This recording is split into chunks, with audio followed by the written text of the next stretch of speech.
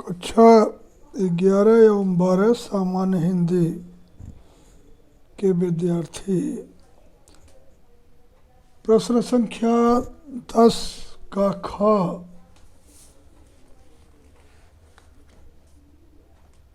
जो 2 वर्षों से जो परिवर्तन हुआ उसमें विभक्ति की पहचान, संस्कृत शब्दों में विभक्ति की पहचान से संदर्भित 2 अंक के प्रश्न निर्धारित हैं।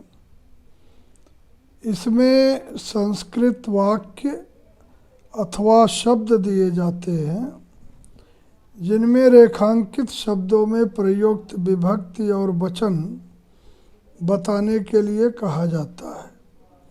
इस प्रश्न के अंतर्गत 2 शब्दों के रूप वस्तुनिष्ठ प्रश्न के रूप में भी पूछे जा सकते हैं।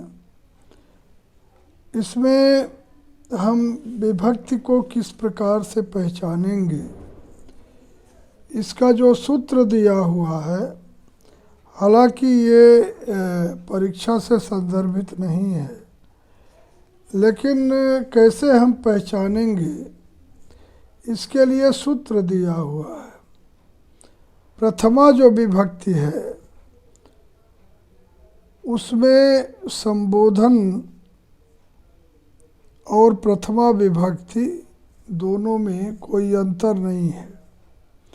संबोधन में हे शब्द का उच्चारण कर दिया जाता है, उसमें मूल शब्द रहता है। पहला जो सूत्र इसका है, अभितः परितः समया निकषा हा प्रतियोगे अपि। अभितः का मतलब होता है चारों ओर या सभी ओर। परितः का मतलब होता है सभी ओर। समया माने समीप, निकषा समीप, हा शोक के लिए प्रयुक्त शब्द है। प्रति और तरफ शब्दों के योग में द्वितीया विभक्ति होती है, यानी अभितः परितः समया निकषाहा प्रतियोगे अपि। चारों ओर या सभी ओर, सभी ओर, समीप, हा शोक के लिए प्रयुक्त शब्द है हा।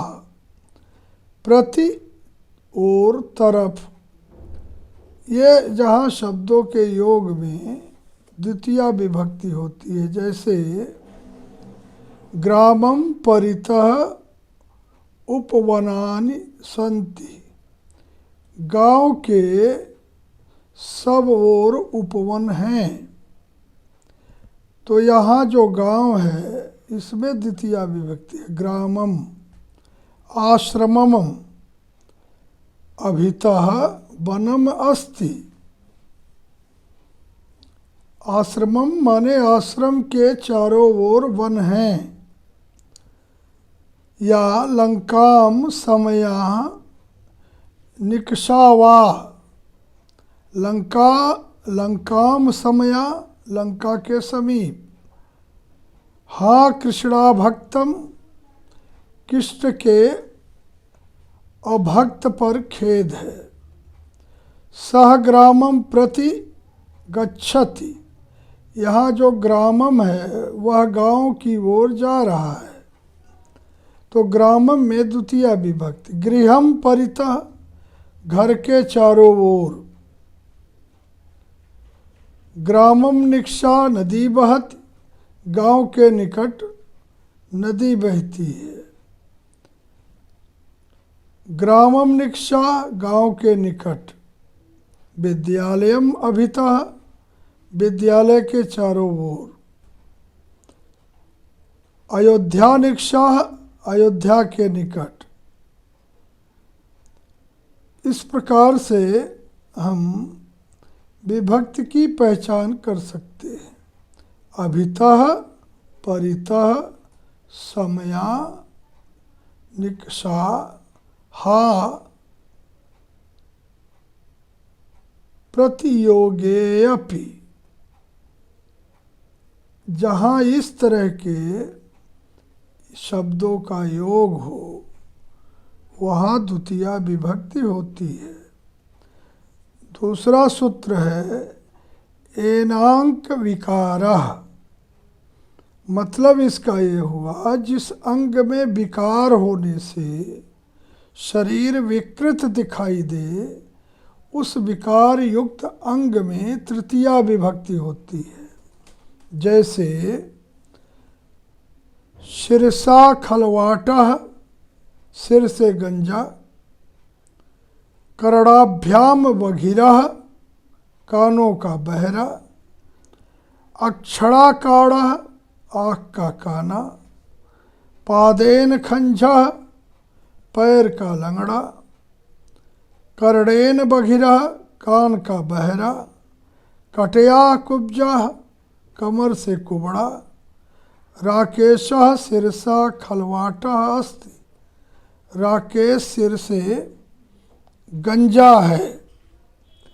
या मोहनः कटया कुब्जः अस्ति। मोहन कमर से कुबड़ा है। गिरिधरः नेत्रेण कार्णः अस्ति। गिरिधर नेत्र से काना है। देवदत्तः कर्णेन बधिरः अस्ति। देवदत्त कान से बहरा है। मोहनः पादेन खंजः अस्ति। मोहन पैर से लंगड़ा है। कहने का मतलब ये है कि जिस अंग में विकार होने से शरीर विकृत दिखाई दे उस विकार युक्त अंग में तृतीया विभक्ति होती है। अब चतुर्थी विभक्ति कहाँ होगी? इसका जो सूत्र है वह है सहयुक्तेय प्रधाने। साथ अर्थ वाले सह, सकाम, सार्धम, सममम शब्दों के योग से अप्रधान अर्थात जिसके साथ जाने वाला जाए में तृतीया विभक्ति का प्रयोग होता है। उदाहरण देखिए, रामः लक्ष्मणेन सह वनम अगच्छत्। यहाँ राम लक्ष्मण के साथ वन में गए। या अहमपि त्वया सार्धम यास्यामि। मैं भी तुम्हारे साथ जाऊंगा। सह पित्राः सह विद्यालयम गच्छति। वह पिता के साथ विद्यालय जाता है। पुत्रेण सह पुत्र के साथ। छात्रेण सह छात्र के साथ। मृगाः मृगेः संग मनुव्रजन्ति। मृग मृगों के साथ गमन करते हैं। तो हिरण के साथ, हिरण जो है वो हिरणों के साथ गमन कर रहा है। जनकेन सह जनक के साथ। नैके नापि समम गता वसुमती। वसुमती के साथ एक भी नहीं गई। सीतारामेण सह वनम अगच्छत्। सीताराम के साथ वन गई। गुरुणा सह गुरु के साथ। माता पुत्रेण सह गच्छति। माँ पुत्र के साथ जाती है। उपाध्याय छात्रे समम अस्नाति, अध्यापक छात्रों के साथ स्नान करता है। तो यहाँ साथ अर्थ वाले सह और साकम, सार्धम, सममम, इन शब्दों के योग में अप्रधान माने जिसके साथ जाने वाला जाए में तृतीया विभक्ति का प्रयोग होता है। चौथा है साधकतम करणम, यानी जिसकी सहायता से कार्य पूर्ण होता है, उसमें भी तृतीया विभक्ति होती है। जैसे प्रकृत्या साधु, प्रकृति से साधु, यानी जिसकी सहायता से कार्य पूर्ण हो, वहाँ भी तृतीया विभक्ति होती है। पांचवा है नमः स्वस्ति स्वाहा स्वधा लंगवष्ट योगाच। नमः माने नमस्कार, स्वस्ति माने कल्याण, स्वाहा माने आहुति, स्वधा माने बलि, अलम माने समर्थ या पर्याप्त, वष्ट आहुति। इन शब्दों के योग में चतुर्थी विभक्ति का प्रयोग होता है। जैसे देवभ्यः नमः, तो यहाँ देवभ्यः किसको नमस्कार करना है? देवों को नमस्कार। श्री गुरवे नमः, श्री गुरु को नमस्कार। स्वस्थ तुभ्यम भवते, तुम्हारा कल्याण हो। अग्नये स्वाहा, अग्नि के लिए स्वाहा। इंद्राय स्वाहा, इंद्र के लिए स्वाहा। पितृभ्यः स्वधा, पितरों के लिए स्वधा। दैत्यभ्यः हरि अलम, दैत्यों के लिए हरि पर्याप्त है। दुर्गा देव्ये नमः, दुर्गा देवी के लिए नमस्कार। या राधा कृष्णाय वष्ट, राधा कृष्ण के लिए भेंट। विष्णवे वष्ट, विष्णु के लिए भेंट। प्रजाभ्यः स्वस्ति, प्रजा का कल्याण हो। नमः व्यास्याय, व्यास को नमस्कार। श्री गणेशाय नमः, श्री गणेश को नमस्कार। अल्लम मल्लो मलयाय, मल्ल अर्थात पहलवान के लिए मल्ल पर्याप्त है। विष्णवे स्वाहा, विष्णु के लिए स्वाहा। तस्मै नमः, उसको नमस्कार। छात्रभ्यः स्वस्ति, छात्रों का कल्याण हो। आकाशाय नमः, आकाश को नमस्कार। कृष्णाय नमः, कृष्ण को नमस्कार। तस्मै स्वधा, उसके लिए स्वधा। यानी जहाँ नमः या नमस्कार, स्वस्ति अर्थात कल्याण, स्वाहा अर्थात आहुति, स्वधा अर्थात बलि, अलम समर्थ या पर्याप्त, वसट आहूत या भेंट, इन शब्दों के योग में चतुर्थी विभक्ति का प्रयोग होता है। और पांचवा विभक्ति है ध्रुवम पाये पादानम। ध्रुवम पाये पादानम, स्वयं से अलग करने वाले, अर्थात ध्रुव माने मूल में पंचमी विभक्ति होती है। जैसे वृक्ष से पत्ते गिरते हैं, इस वाक्य में पत्तों को स्वयं से अलग करने वाला कौन है? वृक्ष है। अर्थात वृक्ष में पंचमी विभक्ति होगी। वृक्षभ्य फलानि पतन्ति, वृक्षों से फल गिरते हैं। गंगा हिमालयात निःसरति, गंगा हिमालय से निकलती है। या सहग्रामात आगच्छति, वह गांव से आता है। या रामः कृपात जलम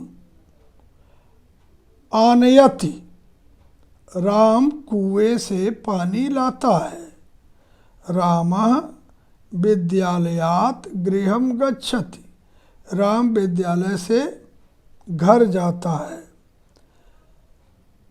एक और सूत्र इसका होता है पंचमी विभक्ति का, जिसमें आख्यातोपयोगे,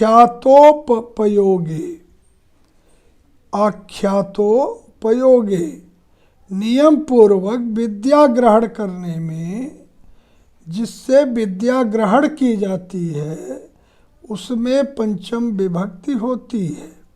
जैसे उपाध्यायात अधीते, उपाध्याय से पढ़ता है। उपाध्याय कौन है? जो शिक्षा देता है, जो विद्या देता है। या अध्यापकात व्याकरणम पठामि, मैं अध्यापक से व्याकरण पढ़ता हूँ।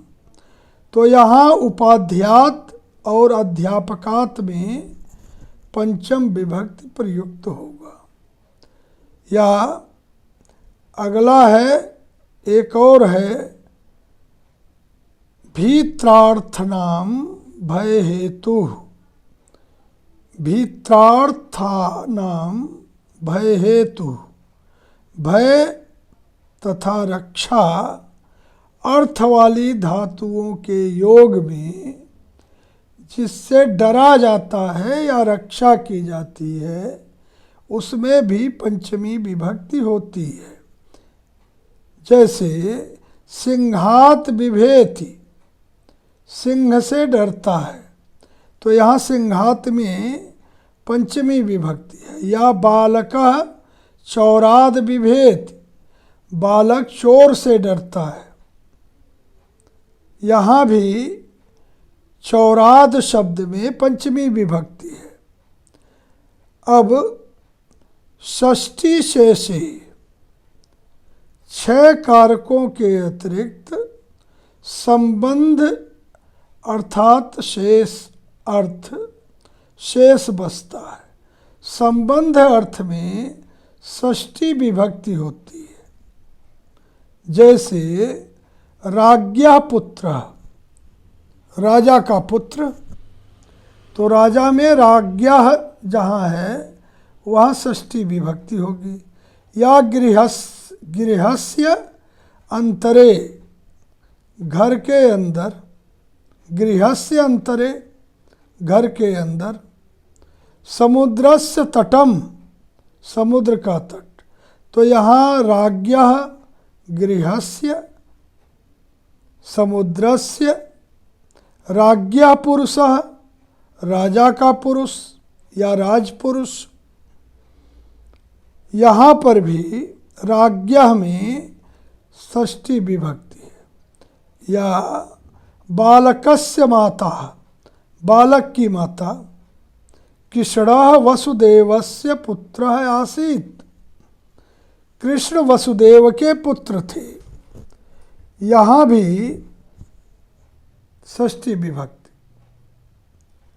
फिर रामू नरेशस्य सेवकः अस्ति, रामू नरेश का नौकर है, सेवक है, तो यहाँ नरेशस्य में षष्ठी विभक्ति। समुद्रस्य जलम क्षारम भवति, समुद्र का जल खारा होता है, यहाँ भी समुद्रस्य में षष्ठी विभक्ति। या कृपस्य जलम मधुरम अस्ति, कुएं का जल मीठा होता है। फिर जो है सप्तमी जो विभक्ति होती है इसका सूत्र है यतश्च निर्धारणम, यतश्च निर्धारणम, जहाँ बहुतों में से किसी एक को छांटा जाए, वहाँ जिससे छांटा जाए उसमें षष्ठी या सप्तमी विभक्ति होती है। जैसे गावाम गोषु कपिला श्रेष्ठा, गायों में कपिला श्रेष्ठ है। यहाँ गावाम और गोषु दो शब्द हैं जिसमें षष्ठी और सप्तमी विभक्ति होती है। या बालका नाम या बालकेषु वा रामः ज्येष्ठः, बालकों में राम सबसे बड़ा है, तो यहाँ बालका नाम भी होगा और बालकेषु में भी षष्ठी अथवा सप्तमी विभक्ति होती है। या कन्या नाम या कन्यासु वा लता कनिष्ठा, यानी कन्याओं में लता सबसे छोटी है। कवि नाम या कविषु कालिदासा श्रेष्ठ, कवियों में कालिदास श्रेष्ठ है। या छात्राणाम छात्रासु रत्ना श्रेष्ठ, छात्राओं में रत्ना श्रेष्ठ है। तो यहाँ छात्राणाम और छात्रासु दोनों में षष्ठी अथवा सप्तमी विभक्ति होती है। या पुष्पिका छात्राणाम श्रेष्ठा अस्ति, छात्राओं में पुष्पिका श्रेष्ठ है। या छात्रेषु अनिला श्रेष्ठा, छात्रों में अनिल श्रेष्ठ है। मतलब जहाँ बहुतों में से किसी एक को छांटा जाएगा, वहाँ जिससे छांटा जाएगा उसमें षष्ठी अथवा सप्तमी विभक्ति होती है। संस्कृत शब्दों में विभक्ति की पहचान से संबंधित प्रश्नों के 4 संभावित प्रारूप हो सकते हैं। विभिन्न परीक्षा प्रश्न पत्रों में इन चारों प्रारूपों के प्रश्न पूछे जा सकते हैं। जैसे आप एक शब्द ले लीजिए कोई, और उसका पूछेगा कि इस शब्द का चतुर्थी विभक्ति क्या है, या वचन कौन सा है। तो इसके संदर्भ में जो पाठ्यक्रम में रूप दिए गए हैं, उन रूपों को हमें स्मरण में रखना पड़ेगा। उसके जरिए हम समझ सकते हैं कि किस शब्द में कौन सा रूप है जो बहुविकल्पीय रूप में प्रस्तुत की जाती है। जैसे राज्ञा शब्द है, राज्ञः पुत्र, तो इसमें षष्ठी विभक्ति है या षष्ठी विभक्ति उसको कहते हैं, और एक वचन है। दूसरा पुत्रेण सह, पुत्रेण सह में तृतीया विभक्ति है पुत्रेण, और एक वचन है। वृक्षात पतति में वृक्षात शब्द में पंचमी विभक्ति है और एक वचन है। पादेन खंजा षष्ठी या सप्तमी विभक्ति है, द्विवचन है। फिर जो है छात्रेभ्यः स्वस्ति, छात्रेभ्यः में चतुर्थी विभक्ति है और बहुवचन है। ग्रामम निकषा द्वितीया विभक्ति है और एक वचन है। इसी प्रकार से सूत्रों के अनुसार हमें अभ्यास करते रहना चाहिए, क्योंकि कोई एक रूप नहीं है। वैसे इस वर्ष आपके पाठ्यक्रम में आत्मन और नामन इन दो रूपों के संदर्भ में आपको तैयारी पूर्ण रूप से करनी चाहिए। ये कक्षा 11 और 12 दोनों के लिए महत्वपूर्ण है। जैसे मैं आत्मन शब्द का एक वाचन कर रहा हूँ, प्रथमा विभक्ति में एक वचन, द्विवचन, बहुवचन। तो आत्मा एक वचन, आत्मनो द्विवचन और आत्मना बहुवचन में होगा। ये संज्ञा पुल्लिंग के रूप में है आत्मन शब्द। फिर इसकी जो द्वितीया विभक्ति होती है वह आत्मानम, द्वितीय वचन जो होगा वो होगा आत्मानव और बहुवचन होगा आत्मनः।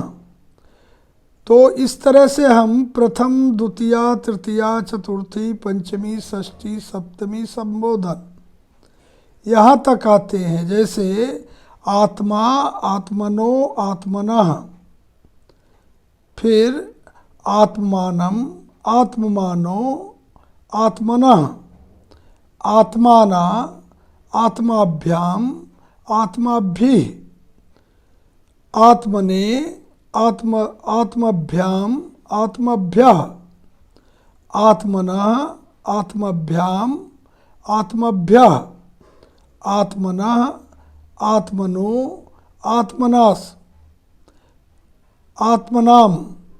और फिर जो है षष्ठी वो सप्तमी होगा आत्मनि, आत्मनोह, आत्ममसु। संबोधन में होगा हे आत्मन, हे आत्मनो, हे आत्माना। यानी इस क्रम में हम चलते चले जाते हैं। इसी प्रकार से जो नाम की संज्ञा है, और ये जो है नपुंसक लिंग में है, इसको एक बार वाचन में कर दे रहा हूँ। आप लोग इसको निरंतर रूप से आपके जो पाठ्यक्रम में है उसको आप दे सकते हो। जैसे इसी रूप में आपको बाला शब्द है, कन्या है, भार्या है, माला है, छात्रा है, सीता है इत्यादि जो अकारांत शब्द हैं स्त्रीलिंगों में, रूपों में, उनमें रमा की भांति हम चलाते हैं। इसी तरह से हम ये देख सकते हैं कि आप यहाँ देखिए नामनन शब्द, नामन, नामन का मतलब होता है नाम, संज्ञा। नपुंसक लिंग में अगर जो हम इसका प्रयोग करें तो एक वचन, द्विवचन, बहुवचन।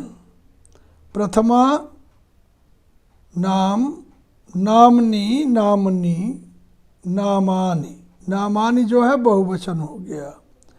द्वितीया विभक्ति में नामा, नाम, नामनी, नामनी, नामानि। तृतीया नामना, नामाभ्याम, नामभिः। चतुर्थी नामने, नामभ्याम, नामभ्यः। पंचमी नामना, नामभ्याम, नामभ्यः। षष्ठी नामनः, नामनो, नामनाम। सप्तमी नामनी या नामानि, नामनोः, नामसु। संबोधन हे नामा, हे नामनी, हे नामानि या हे नामन, हे नामनी। ये इसी प्रकार से हम जितने भी अकारांत शब्द हैं या इकारांत हैं, उकारांत हैं, संबंधवाची हैं, ऋकारांत या संज्ञा के शब्द हैं, जैसे आत्मन है, राजन है। आकारांत है जैसे रमा है, मति है, इकारांत। फिर जो है ईकारांत है, जो स्त्रीलिंग में है, नदी है, धेनु है, बधू है, या सरित है, नदी संज्ञा है। अकारांत जो है वो नपुंसक लिंग में है, गृह, घर। फिर इकारांत नपुंसक लिंग में है, वारी, जल। या उकारांत मधु, शहद। या जगत नपुंसक लिंग है। या नामन, नामन या नाम, संज्ञा, ये भी नपुंसक लिंग में है। तो इस प्रकार से हमें निरंतर रूप से, अगर जो आपने किसी एक का रूप याद कर लिया तो उसी के आधार पर सारे रूप बदलते जाएंगे, बनते जाएंगे। जैसे मान लीजिए उदाहरण के लिए राम शब्द है, अकारांत है, पुल्लिंग है। इसमें जो और शब्द बनेंगे वो नरः बनेंगे, पुत्रः बनेंगे, जनकः बनेंगे, निपः बनेंगे, शिष्यः बनेंगे, सूर्य, चंद्र, खग, मयूर, धर्म, अनल, पवन, कर, सिंह, मृग, गजः, देव, इंद्र, सुर। जितने भी अकारांत हैं, पुल्लिंग शब्द हैं, वो सभी जो है वह राम शब्द के रूप की ही तरह से चलेंगे। तो यह भी हमें ध्यान में रखना चाहिए। और व्याकरण के लिए सिर्फ आपको 2 नंबर का प्रश्न पूछेगा, और ये इन 2 नंबरों में आपको वचन और लिंग बताना है। वचन और वो विभक्ति की पहचान, कि कौन सी विभक्ति में है या किस वचन में। एक शब्द दे दिया और उसका जो है हमें अर्थ उसको बताना पड़ेगा कि किस वचन। ये 2 नंबर का प्रश्न पूछता है। कभी कभी जो है वो 1 नंबर का आएगा और कभी कभी 2-2 नंबर का आएगा। तो हम समझते हैं कि आप लोग समझ लिए होंगे।